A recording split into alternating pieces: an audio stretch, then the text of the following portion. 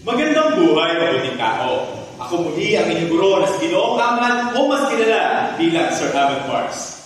Muli na naman tayong nagsama-sama para sa ating huling bahagi ng module na matalinong pagpapasya.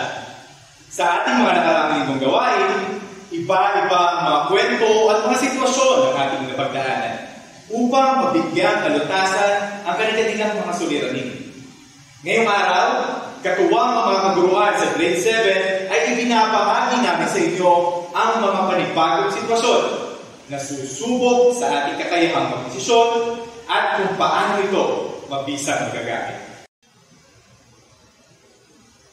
Magandang buhay mga bata. Ako si Sir Jeff, ang guro na inyong magbabahagi ng unang part ng ating mga suliranin na bibigyan ng solusyon. Halika at kumain natin ang isang abstract ng pagdedesisyon. Isang umaga, nagising ka nang umalis ang iyong ama. Naiwan sa bahay ang iyong ina para mag-asikaso sa pagpasok tulad ng palagi nitong ginagawa. Habang kayo ay kumakain, ay napansin mo ang pagdating ng best friend ng iyong tatay. Madalas ito nagpupunta sa inyo tuwing umaalis ang ama mo at madalas kakwentuhan ng mama mo. Noong araw na iyon, hindi may tatanggi ang pagiging malapit ng iyong ina at ang best friend ng iyong ama. Ang iyong mga kapatid ay ganoon na lang din kalapit sa kanya. Madalas itong kalaro at may mga pasalubong na natanggap mula sa kanya. Matapos kumain, nagpaalam na ang kaibigan ng iyong ama at sumayas ito sa iyong ina na nag-message na lamang ito mamaya. Pagkaligpit ng pinggan, agaran mo itong hinugasan. Isang tunog mula sa sofa ang iyong narinig at sa iyong pagtataka ay agad kang nagpunta at naabutan ng cellphone ng iyong ina. Daglian mo itong kinuha at ang mag-iaabot sa iyong nanay. Ngunit nagulat ka sa mensaheng nakita sa may notification bar. I love you. Huwag mo kalimutan kainin ang iniwan kong kakanin dyan. Kailan ba natin sasabihin sa asawa mo ang tungkol sa atin? Isang mensahe mula sa kaibigan ng papa mo. Sa isang murang edad, ay nagulat ka dahil tila ba isa ito sa mga napapanood mo sa telenovela. Ibinaba mo ang cellphone ng iyong ina at nag-isip mabuti ng iyong gagawin. Tanong. Base sa sitwasyong itong nasaksihan, ano kaya ang posibleng pinagdadaanan mo patungkol sa iyong pamilya? A. Hindi siya binigyan ng kakanin ng kaibigan ng kanyang ama. B. Ginising siya ng maaga at siya ay kulang sa tulog. C. Ang kanyang ina at ang kaibigan ng kanyang ama ay sobrang lapit sa isa't isa at di alam ng kanyang ama.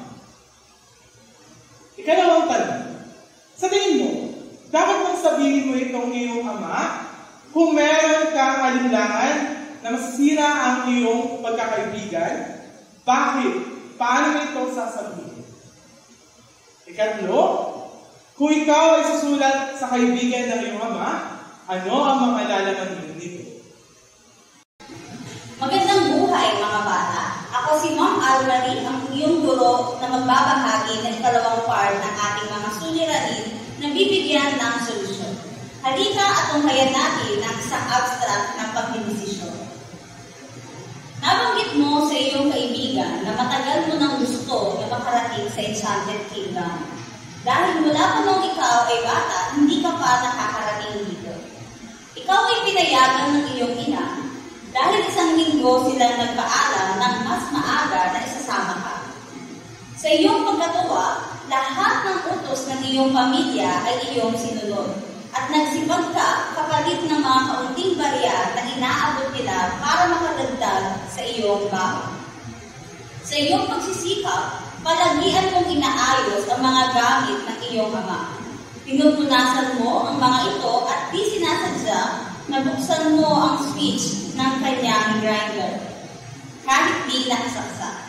Sa kanyang nakasanayang gawain, bago pumasok sa inyong garahe, sinaksak niya ang grinder at sa kanyang pagkagulat, bigla itong umandar at tumama ang blade sa kanyang braso na nagbulot ng pagkasugat.